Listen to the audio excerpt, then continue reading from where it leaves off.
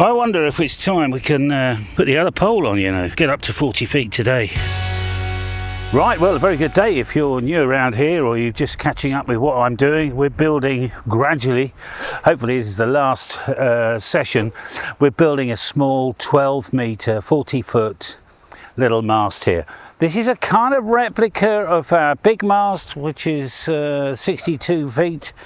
19 meters high. We've got a pair of Yagis 20 and 10 up there. This one I'm building is going to be for 15. There's a G450 at the bottom. We've already concreted in the base here. We've got a hinge point in, and this white pole is actually something called a falling derrick.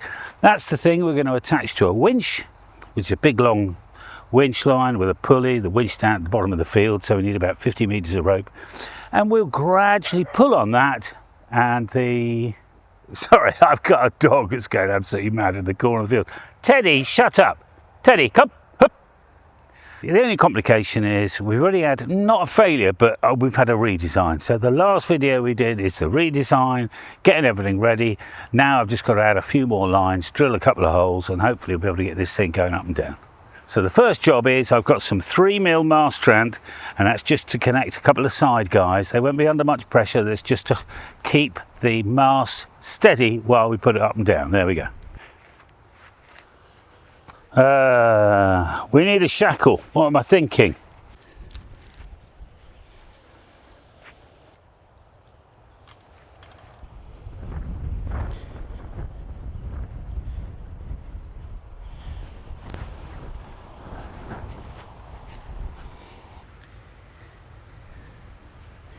And we need the same the other side.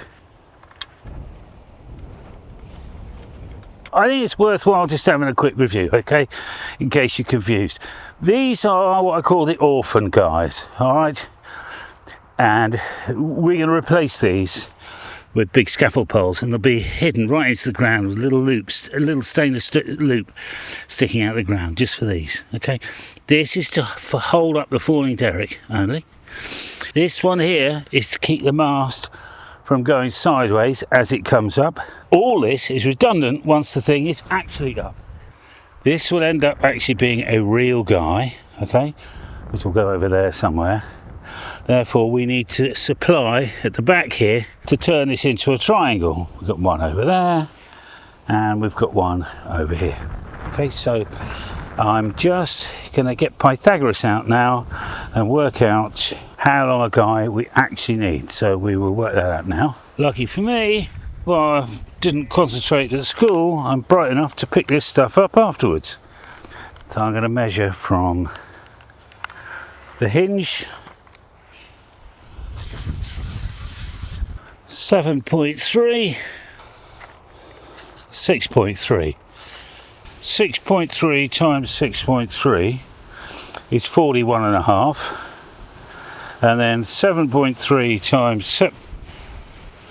7.3 plus 41.5, so that's nearly 100, and we know that the square root of 100 is 10. And I've also got the polyester rope here. These are for the real guys.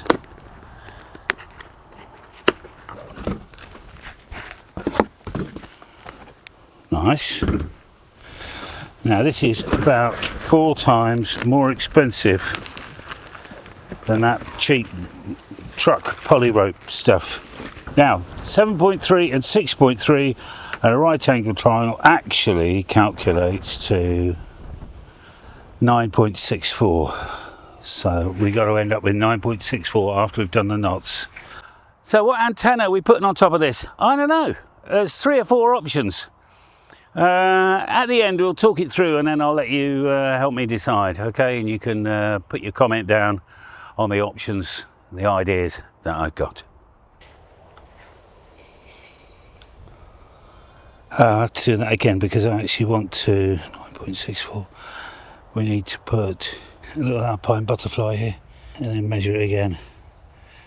So this is one of the real triangular guys, no, not a fake one, Orphan one or anything like that. This is the thing that's actually going to hold it up straight. Where did we measure from? There. there is where I put the tape. That is the point that goes around the shackle, the guy point, and it's just to remind me so we don't lose it. Then we have to come back to the alpine butterfly. Then we want a bit extra to tie it off. There. Do you want a shackle here? I don't think so. Why do we want a shackle there? It's nice and round. This is slippier stuff than what I'm used to, so I may need to review these knots. We will see. Our first real guy. There, and this will go tight, according to Mr. Pythagoras, when the thing goes up. I'll do the other side now. Get back to you.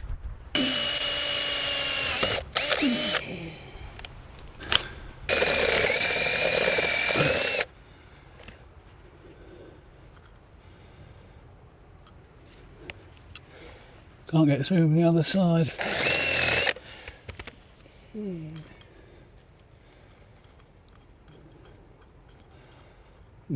I don't want to lose that. That drops down there. We'll never get it out, even with a magnet, because it's stainless. Right. Good.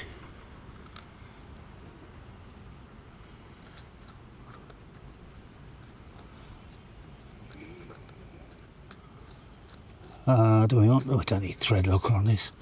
I'll be looking at it every day or stubbing my toe on it, one or the other.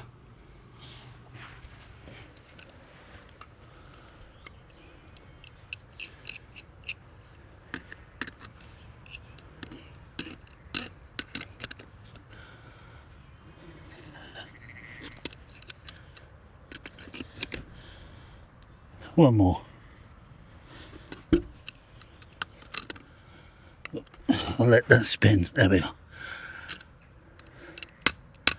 You can just tell it's solid, can't you? Now, because I rescued that old pulley, it would just be nice to use it. Although we can't fit it like that anyway. We either use a big shackle, or, you know, we just do put it that way on. Just ignore the hook. The hook is obviously, if you're using it like as a 2-to-1 pulley, because, you know, the hook will like lift up a pallet or something. You got the rope going around the middle, but we're not doing that. Or we got this one, which is brand spanking new, and said a number on it somewhere. I thought, oh, it did say 500 kilos, but, you know, I don't know. Let's use this one because it's new. It's such a shame.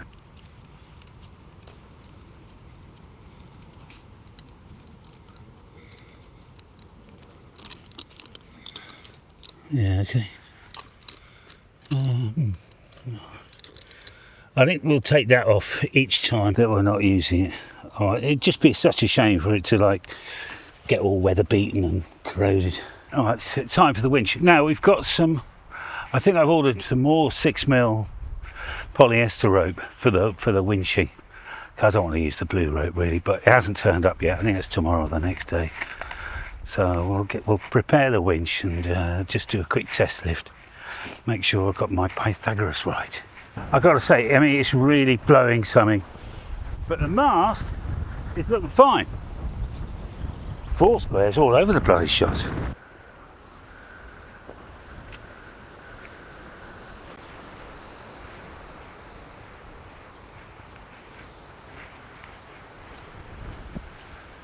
Oh God, you've got stuck. Come here, no. Ah, you've got stuck, right.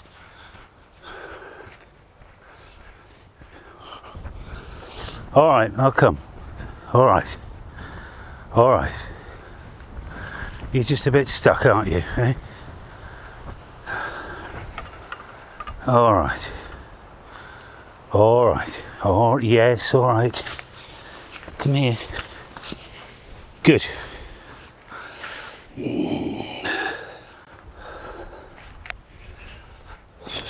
Mama got stuck in on my rope. I mean, this rope's on my side of the field. I don't know how on earth she got stuck. I gotta be honest, it's blowing a bloody gale sometimes. I'm a bit worried about putting this up. But anyway, we're only going to first a single pole.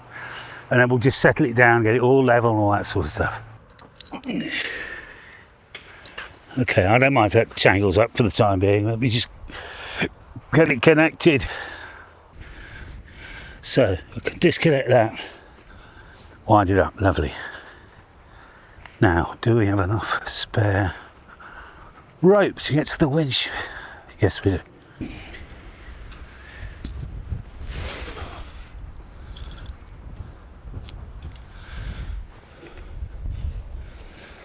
I've got a little controller here, so I'll take up all the tension. We disconnect this quick release. The blue rope will start grabbing the black rope, but we will have to watch this. And once we've got tension, we'll be all right, I'm pretty sure. But it's just while it's loose, isn't it? Let me sort that out. Actually, thinking about it, we've got too much rope. Because the winch isn't infinite, you know, I've only wound up just over 10 metres, so it's just enough to get it up.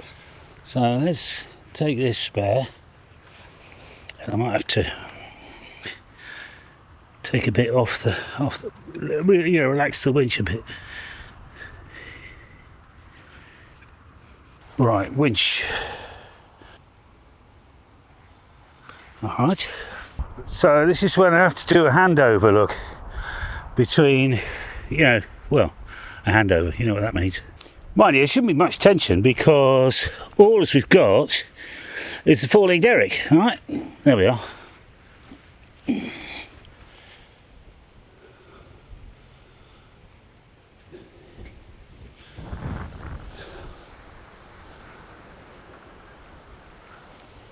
Okay, the little winch is behaving itself. Let's get that out of the way. And it's free to rotate. Lovely. Well, let's just see what goes wrong, shall we? Okay. Sidelines. Good, we need the sidelines, otherwise that could drift.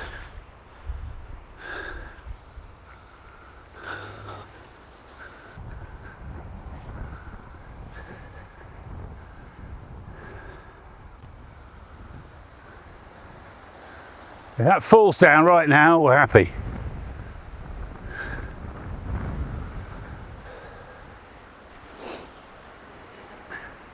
Because I've shut the winch door, it's probably Bluetooth or something, it's not hearing it. Nothing.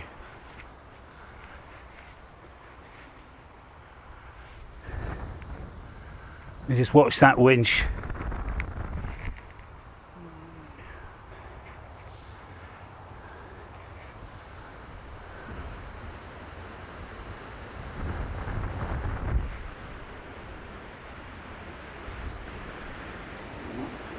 Stop there. We're on the balance, look. I think. Look at that. Right, was Pythagoras right?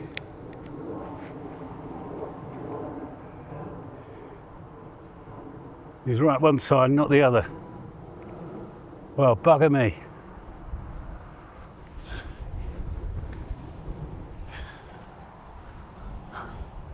Orphans are fine. Let's get this tightened up.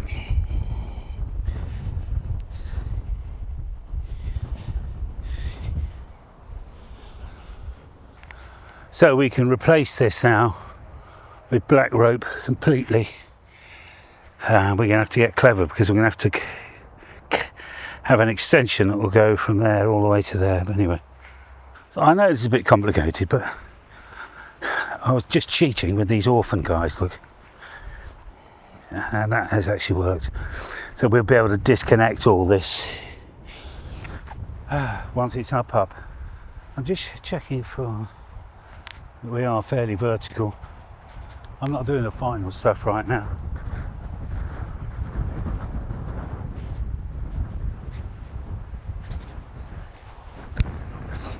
Yeah, okay. I think we should put it back down again. I'll drop it back down because what I'll do is we need to work now on the handover from this back guy here, the winch side, because this here is going to be a real guy, but that needs to be handed over from here to the actual guy point. Look, so we'll fit another piece of rope and we'll work on how we're going to do that with turnbuckles and clips and stuff. Will this actually go over? Yes, that's a daft question, but it's possible it might not have done.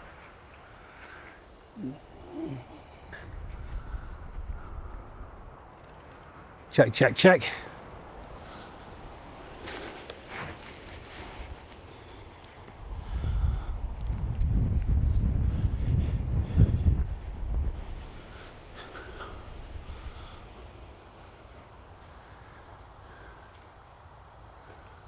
It's just a case of getting all the geometry right, isn't it?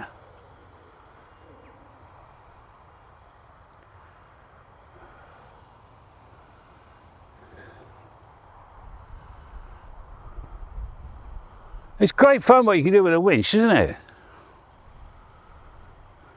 I'll give you a bit of a laugh. When we want to take the main mast down, we're going to have to take this one down first because the guys will get in the way of each other. Whatever. Alright, so this is guy number 3. We're swapping the blue one, but I don't want to have to take everything apart, so we will kind of just double up for the time being. Now we can slip the blue one off when we're done.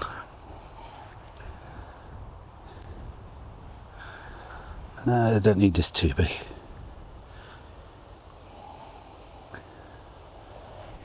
Hang on, didn't feel right. What am I doing? That's because I'm holding it in the wrong hand. I've explained before, I can't do mirror image or anything. With practice, I know people that can tie a bowline like this with one hand by doing, you know, all sorts of stuff, but as long as it goes on nicely, that's fine. So we're going to put the tower back up again. Mast.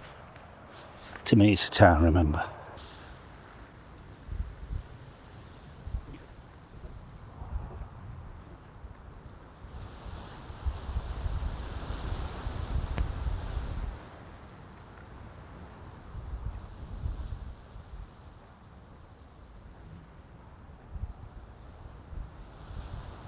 This pocket 2 is finally giving up now. Luckily I've got the pocket 3, which I still haven't used. Now the pocket 4's come out. Never mind. Right. So ignoring this for a minute, we will definitely need probably 2. I'm going to have a cup of tea and think about this, right? So hang on. Well, I've had a break and had to think about it. I popped out a minute ago. We'll have 2 alpine butterflies, one for the effectively falling derrick and one for the actual guy itself. So we're going to need some shackles and stuff. I'll show you what I've done. So I've put a loop here, right from the top of the mast down, and that's our handover loop, because we'll come down to a shackle here and then back up, and we'll normally connect to this one here. Let me show you. I had no idea it was going to be this heavy on the wind this week, otherwise it would have frightened the living daylights out of me. And I made a mistake earlier on. I should have put shackles on all these, because it means you can undo them without undoing the knot. So we come around here. Well, no, we'll come around there after. For the time being, we will use this one, reconnect to there and hold to this. So I'll just lift this up a bit. Oh crikey, everything could go flying now, couldn't it? Let's find another carabiner and then we can do a handover. Hang on.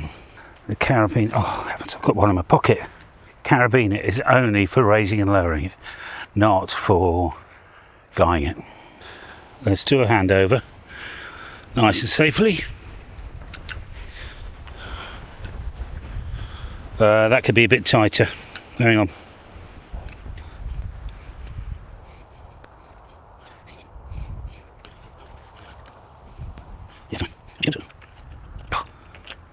Right, blue rope off. And we've done the handover. So get rid of that a minute. So the actual handover looks like, mind you, we'll probably have turnbuckles and stuff. I haven't worked that out yet. Oh, it's too much rope. That goes together there. Then it needs to go back up to here. Then we need some spare. Now, I seem to remember there's a trick when you cut this stuff. Wind some tape around it before you cut it. And that will hold the threads together, won't it? I'm sure that was the trick. We'll find out if it wasn't. I'm sure this was it.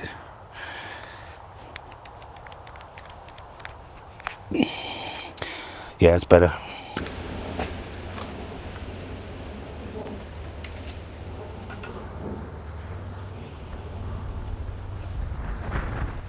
There's literally, I've got to move out of the way. That was a big branch just came off then. Mast's all right, still in one piece. Anyway. It's going to be smelly, isn't it? Oh, it's coming off anyway. Well, whatever, that's fine. Yeah, I like that as a handover. So I think we'll have a little turnbuckle, maybe, I don't know yet.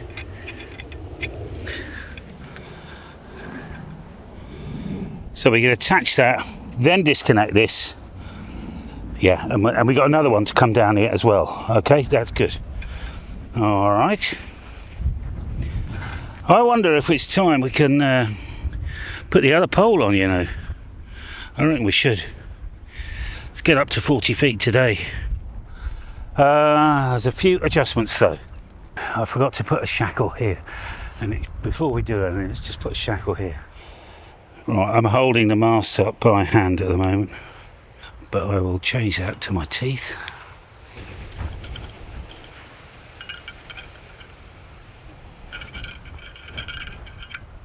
I wanted to do that under tension, otherwise I wouldn't quite know where to tension it. Back to the Pythagoras problem, if you know what I mean. We can see we are almost, we're not quite in line with the main mast. I bought a job lot of shackles. I just thought I needed more. Let's get that one ready this time.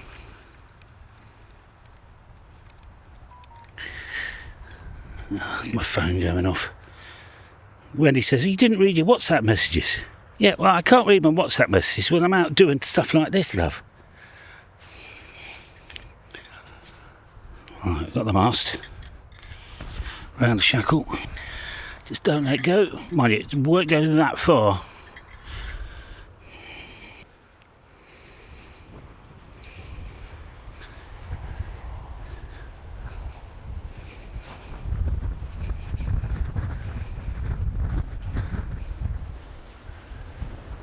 I've got to say, if it's strong enough to break a branch, you know, what's next?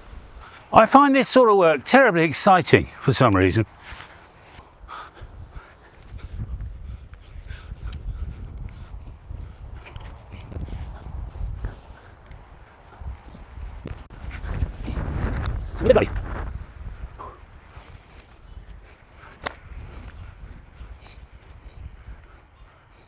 Everything's got to be loose. It is good, because that needs to come off. We need to swap it. I don't know why I've bothered buying really expensive 6mm rope for this. I mean, it's not going to weigh a lot, is it?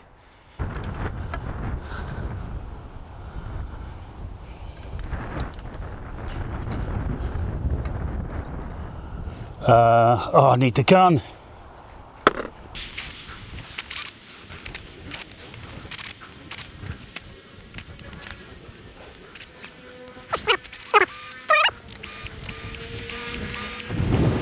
Now we're going to take this out and all the bits, lay it on top somehow. Oh, minding the falling derrick. It wants to fall down now. I'm in a precarious mode at the moment because that is holding the falling derrick up. Yeah, okay.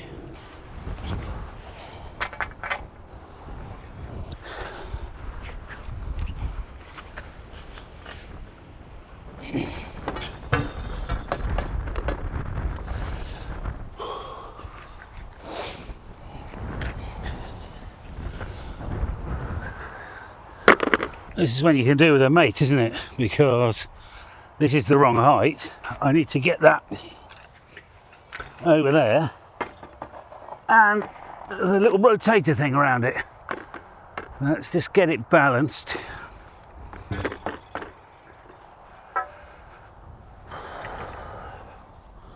Hold the falling derrick up.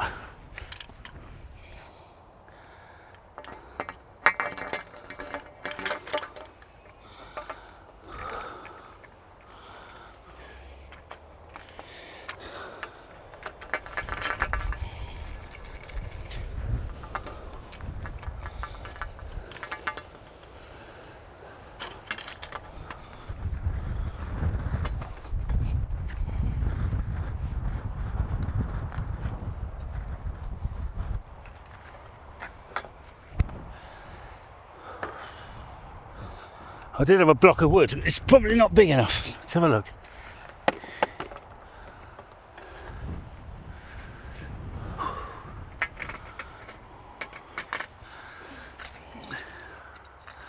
And I measured this to be, if you remember, that far away.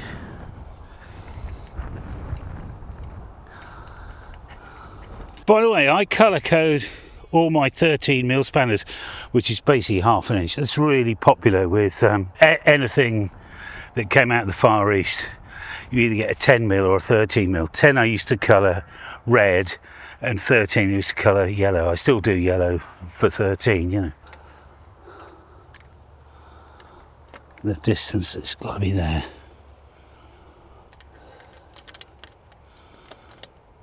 I'm sure half my problem is sometimes if I'm recording I can't concentrate, I'm thinking about the camera. So I switched you off and I've got all this on now. I haven't done this up yet.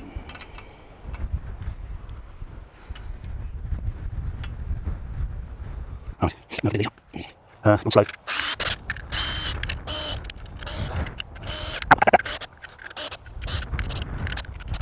that seems this big up here.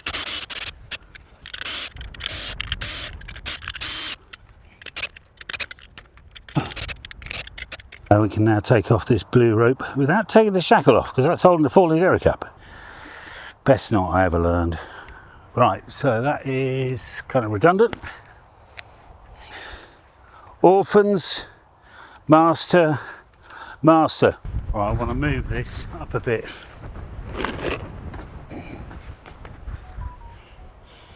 Or not at all. Whoops, all my stuff there. We only need one, don't we? Right, one orphan. And shackles. Oh, so close.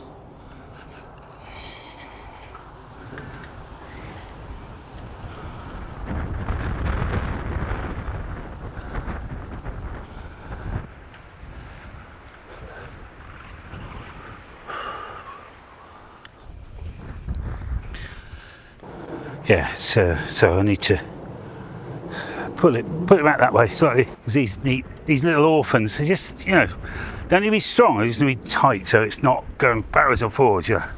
That was this one.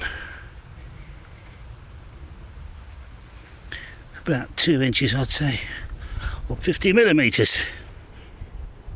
There. Yeah, okay, I'm going to loosen that one a tiny bit, because it's quite tight actually.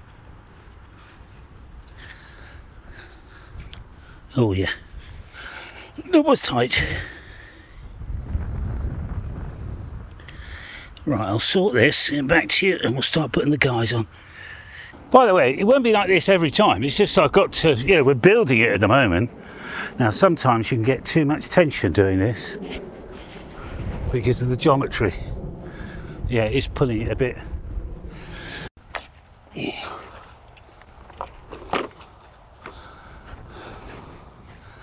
Because that looks really scrappy. But this will be tidied up. Ropes cut to size, all that stuff. Right, top guys now. For me this is a bit of a big deal because I'm putting the falling derrick back up and I've got the two guys now attached to the top of the mast and the middle of the mast. So let's put the fore and derrick up.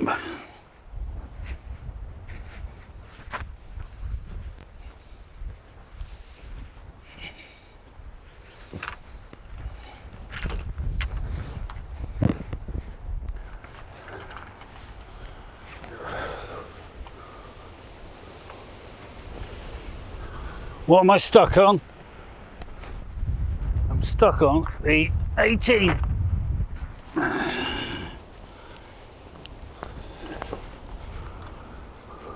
Right, I'm just at the top right hand guy. I just realised I've measured, Pythagoras said it was 12.85 metres, but it's got a bit of stretch, so I better take some of the stretch out. So, you know, it's going to be, you know, that, isn't it? Minimum. We can do some fast corrections when it's up. That's not a problem. All right, so that's down, that's up. Here we go then. This is very exciting. A little bit at a time. And stop there. Good. These little mast strand Orphans are doing fine. Doesn't look very big. But compared to the other one, it wouldn't, would it? Right. What can happen? What can go wrong?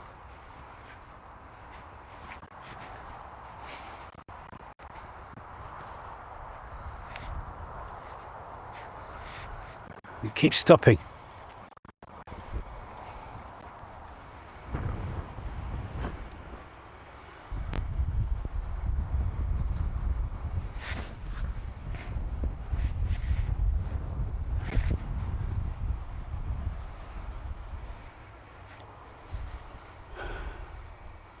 Right, was Mr. Pythagoras right? Not quite.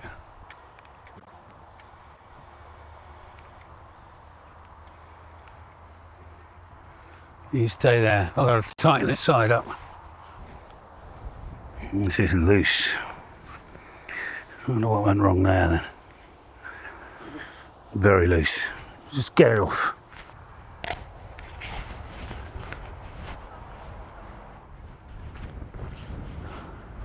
Yeah, it's a wee bit dangerous here, just stay over there.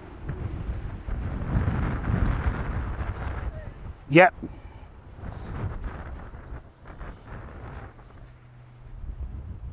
It's the next day now. So, this antenna, what are we going to put on the top? I'll give you the options.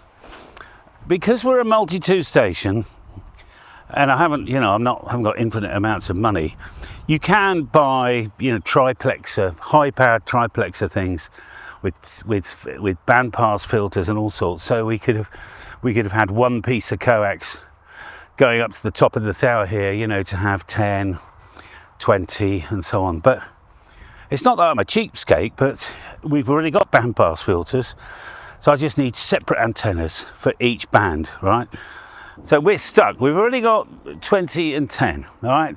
So we definitely need 15 meters. But what do we do for 15? Now, to start with, I think I'll just quickly, it's a one-day build, I can put up a 15 meter 2 element, right? That'll just get us going. I can do that kind of next week. Get the rotator connected up, the rotator genius, and just get it kind of tested. We'll get some RF going through the system. But long term, I want 6 meters on this as well, because the ACOM 2020S does 1500 watts or more on 6 meters. So it'd be fun to have, you know, something else. So here's kind of 2 big options I've got. I could build an interleaved 15 and 6. In other words, one boom interleaved. Then I can test whether we could do a single feed point, right? I know I said I didn't want single feeds and 2 antennas, but 6 and 15, when is the chances we want 6 and 15 at the same time? Highly unlikely. So I think that'd be a great experiment, number 1. Number 2, if you remember, one of the reasons I built this whole thing was that originally we were going to put a quad up, but I have since discovered, looking at the pictures, that, oh, there's John. You all right, John? You want me, mate? No, you tell me answer. Okay. A quad for 20 metres is just gigantic. I didn't appreciate the size of it. Lovely antenna. Gives you about the same sort of feel as kind of a 3-element apparently. Fantastic front to back. But for 15 metres, we could do a quad. And with a quad, it's quite easy to do like 6, 10, 12, 17. We could do a few, maybe not 17 because we're starting to get big again. We could put a few bands on a single feed quad. Ideally, you want separate feed points, okay? But 6 and 15, we could probably get away with a single feed on a quad. So long term, do we do an interleaved 15 and 6? Or do we do the quad long term? In other words, 15 and 6 on a quad. If I'm doing that, I'd probably sling on 10 as well. I know we've already got 10, but that would give us another option, wouldn't it? You know, like the towers down or out with commission or whatever else. Or 12, you know, I mean, I don't know. When do I use 12 though? But other people might, you know, because this station is just for me. Okay, got to be honest with you, I've had a ball doing this. I mean, don't get me wrong. It was hard and it was worrying at some point in time, but we succeeded in the end, and I think you would agree it's going to be worthwhile to have this as a second option. And now we've got experience with this, we could put another one up and put 2 and 70 on it. Hey, so stick around for that as well. See you next time, guys. Enjoy your radio, and bye for now.